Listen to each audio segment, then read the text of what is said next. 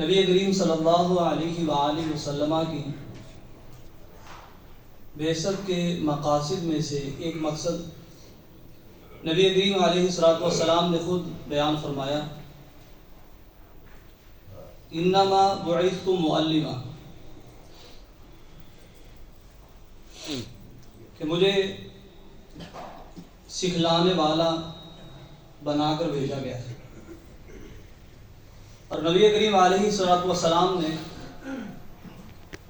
جو باتیں سکھلائی ہیں، آپ نے اچھے اخلاق، اچھی عادات، ان کی ترویج کی اور بری عادات سے منع کیا۔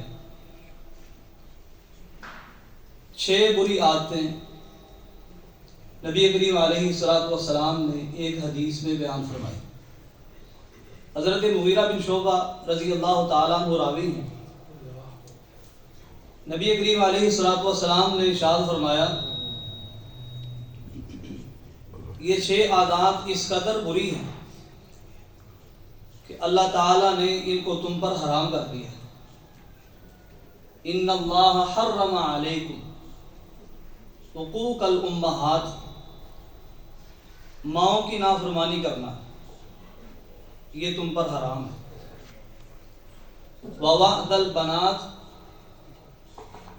اور بیٹیوں کو زندہ غرور کرنا یہ تم پر حرام ہے۔ اور یہ اتنا بڑا جرم ہے، وَإِذَا الْمَوْءُودَةُ سُئِلَتْ، کہ جس کو زندہ درگور کیا گیا روز جزا خاص طور پر اس سے پوچھا جائے گا تجھے کیوں زندہ درگور کیا گیا۔ یعنی مجرم کی بخشش نہیں اگر اس نے توبہ نہ کی۔ ان اللہ حرم علیکم، یہ گناہ، یہ بری عادت تم پر حرام ہے۔ ومنع الوہات، اور ایک بری عادت یہ ہے اپنی جیب سے کچھ خرچ نہ کرنا۔ وہاتی، اور جو دوسروں کے پاس ہے اس کی طمع اور لالچ رکھنا، وہ بھی مجھے مل جائے، فرمایا یہ بھی تم پر حرام ہے۔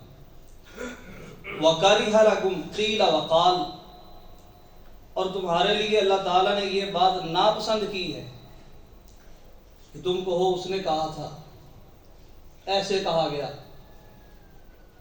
یعنی سنی سنائی باتیں کرتے رہنا۔ اور نبی کریم علیہ الصلوۃ والسلام نے اس بری عادت کے متعلق فرمایا کہ آدمی کے جھوٹا ہونے کے لیے اتنا ہی کافی ہے کہ وہ ہر سنی سنائی بات آگے بیان کر دے۔ کفا بالمرء کذبا یحدث بکل ما سمع، ہر سنی سنائی بات آگے بیان کر دے۔ اور وکثرت السؤال، اور 5ویں بری عادت جس کو نبی کریم علیہ الصلوۃ والسلام نے فرمایا کہ اللہ نے حرام قرار دیا ہے، ہر بات کا سوال کرتے رہنا،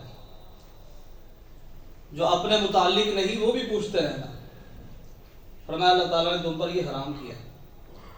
وَإِضَاعَةَ الْمَالِ، یہ مال اللہ تعالیٰ کی نعمت ہے، اس کو بے دریغ ضائع کرتے رہنا، جہاں خرچ نہیں کرنا وہاں خرچ کرتے رہنا، یہ اللہ نے تم پر حرام کیا ہے۔